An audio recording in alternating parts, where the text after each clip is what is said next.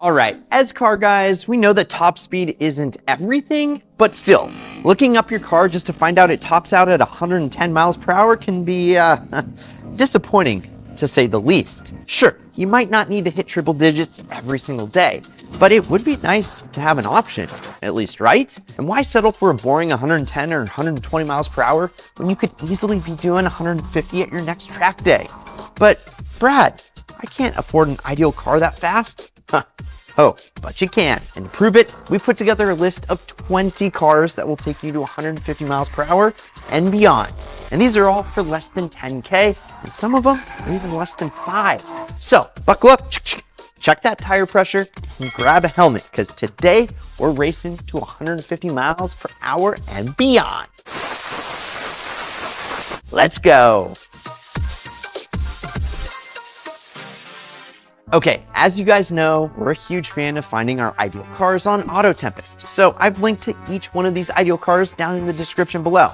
Go check them out and go buy one using the ideal car strategies, which we'll touch on later in this video. Because, well, we can't wait for this first one. It is a big shocker, and it's from Chevrolet, who made an SS version of their ugly little PT Cruiser cousin. Despite its looks, it's not that bad. A 2-liter turbo 4, sport suspension, optional manual transmission, decent aftermarket support, and most importantly, a top speed of 155 miles per hour. The HHR SS was developed in part at James May's least favorite place, the Nürburgring. And at the Nürburgring, it managed to complete a time of 8 minutes and 43 seconds. For perspective, that's just 5 seconds off the time set by a stock Honda NSX back in 1997 in a 5-seater compact crossover. So it's pretty quick. And for all this effort, the HHR SS is basically forgotten today, with dealers selling them at $6,000 to $8,000 all day long, and private sellers sometimes selling them for under $5,000. And yes, the turbo and supercharged Cobalt SSs could also do over 150 miles per hour, but tend to cost a little bit more for a very similar vehicle. But let's move on to something a little bit more intentional from Chevy. The iconic American sports car, the Chevrolet Corvette, has always been a platform for high performance at low costs. And unlike most performance cars, they stay relatively reliable and easy to work on as they age. C5 Corvette has been the chassis for many projects like Rob Ferretti's Student Driver and Cletus McFarlane's Leroy drag cart. But even in stock form, it is still a beast. At 175 miles per hour, the top speed of the C5 Vet is one of the best on our list, but also one of the most expensive. We found this one for about $9 grand, but you're more than likely going to spend a few grand more, even for the cheapest examples, which usually cost between 12 and 15K. And so now we've looked at front wheel drive and rear wheel drive, but how about getting power to all wheels on the ground? And guys, real quick, do you want to win this insane 700 horsepower Nissan GTR plus a crisp $10,000 cash right in your pocket? Well, right now, just click the link down in the pinned first comment and get 100 free entries. Yeah, no obligations, no contracts, no nothing, just 100 free entries. Click down there, but you're going to want to do it now because, well, if you don't, someone else will. Now, back to the show. Yes, the third generation of Impreza had some of the coolest racers ever behind it. Travis Pastrana, Ken Block, Dave Mirra, and while certainly not the most famous Subaru, the third generation Impreza WRX became one of the staples of the X Games generation. And wouldn't you know it, it is capable of over 150 miles per hour. Okay, technically it was limited to somewhere around 140, but I'm pretty sure at this point most of these things have at least a stage 1 tune that removes the limiter than not. While yes, it isn't the STI, which is something you don't always want to get, it's still quite the car. And the great part is that one can be found for as little as 8,000 bucks. Just have a couple spare head gaskets ready, but what if you need even more off-road capability?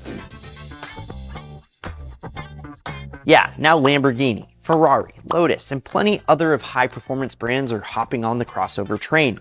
But back in 2004, Porsche's spicy Cayenne was pretty revolutionary. While a VR6 powered model was made, the one we're talking about has that big old V8 powered in the Cayenne S and Cayenne GTS, which produced 340 to 380 horsepower depending on the year and model, and it could take the Cayenne up to 150 miles per hour. Turbos and Turbo S models push the power even higher, and numbers ranging from 440 to 540 horsepower were in those models. Today, these cars can be bought for an insanely low price. A Cayenne S can easily be found for 6 to 8K, and if you're lucky, you might even be able to find a turbo for under 10. That said, as with most of these cars, buying the cheapest option might end up costing you the most in repairs. And of course, when you think of Porsche, you don't think of a family of SUVs, you think of sports cars. The obvious solution for the Porsche enthusiast is the 986 Boxster. While yes, not as cool as the 911, the Boxster is a fantastic entry-level sports car and has even been credited with saving Porsche itself when it debuted. Not all 986 Boxsters will take you to the coveted $150 on the speedometer. During the first 4 years of production, the car was only able to hit 149 miles per hour, and well, surely that should have been enough. If you have to have that extra mile per hour, the 2000 to 2004 models were able to hit a minimum of 152 miles per hour and a maximum of 164, depending on what year and model you got. These will set you back a little bit more because they're available between 12 and 15K, but if you're willing to pick up a rather well-enjoyed model, you can still run away with a Boxster for under 10 grand and go 150 miles per hour. And while the Midnight Racing team could tune this car past 180, you can easily get it up to 155 from the factory. The Z32-300ZX is one of Nissan's most iconic sports cars, and that is for very good reason. This car debuted with a radical new design for the Z car lineup, a gentleman's agreement compliant 276 horsepower, and a twin turbo model for those who wanted even more out of their fair lady.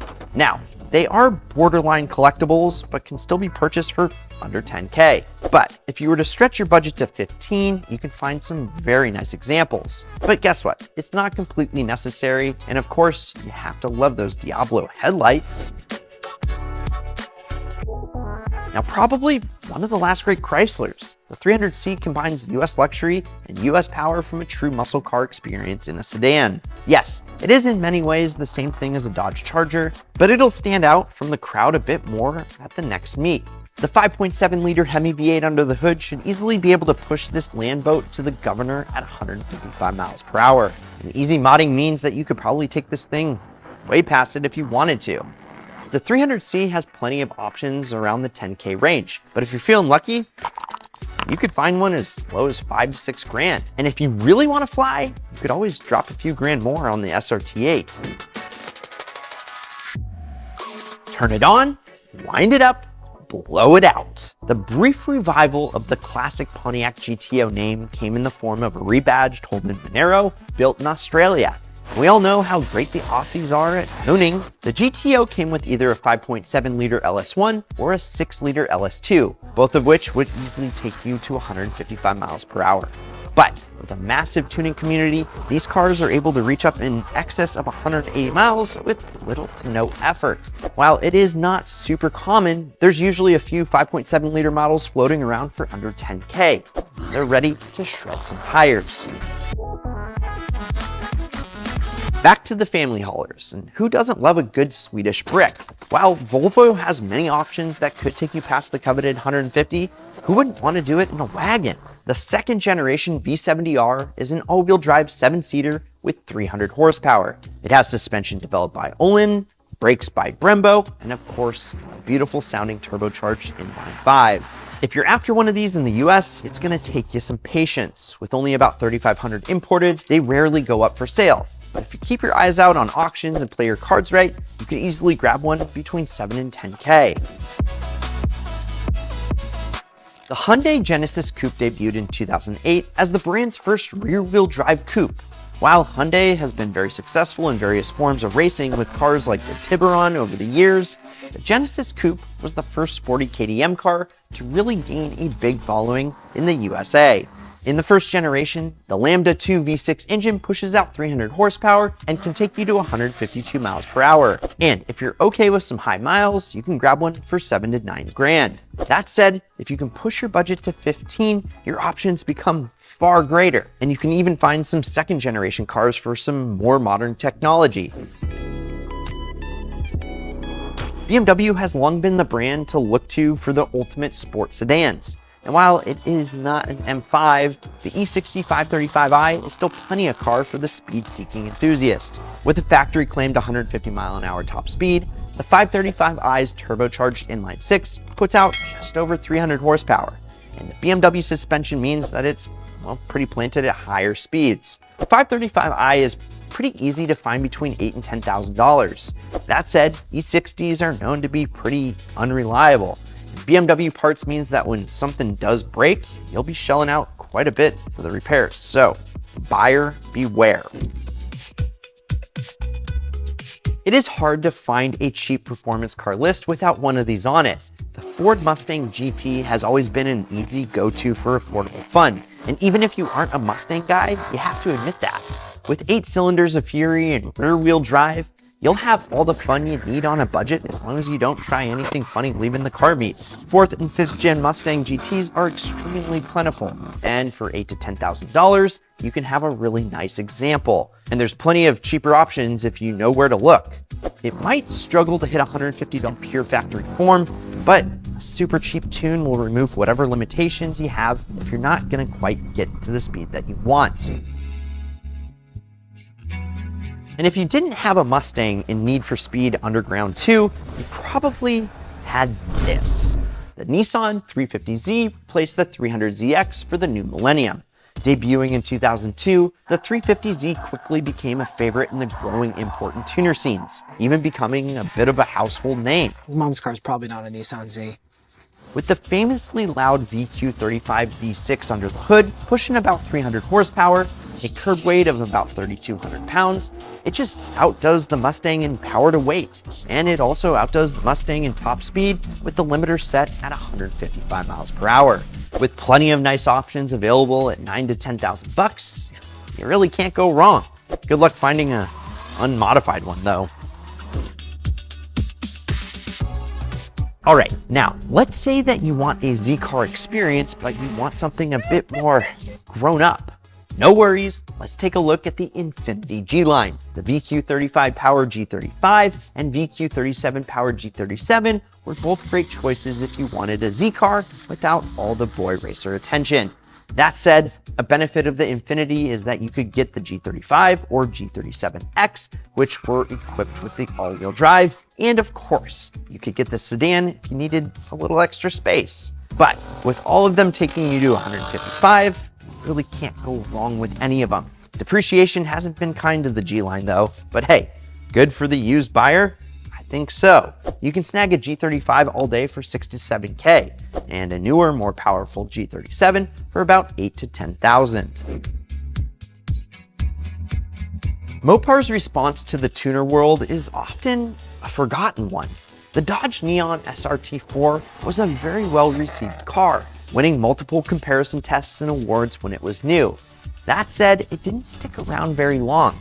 The Neon SRT4 was only produced from 2003 to 2005, but in those 3 short years, it made a massive name for itself. From autocross to rally to touring car racing, even high-speed racing at Bonneville, the SRT4 was a perfect platform for all different types of racing.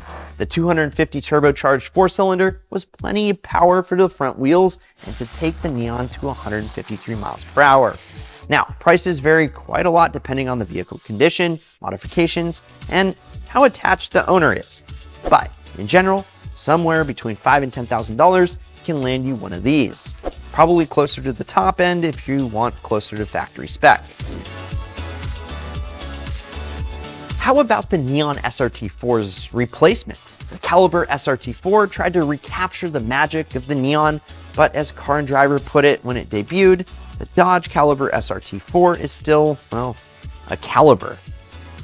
Still though, not all bad. Similar to the HHR SS, you had quite a bit of space, pretty decent handling, and a Turbo 4 under the hood.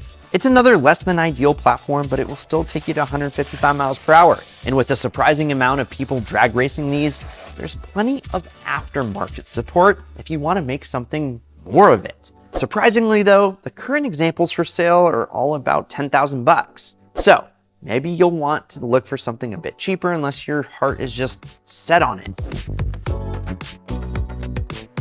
And this is one of the pricier ones on the list, but it also is the most recent.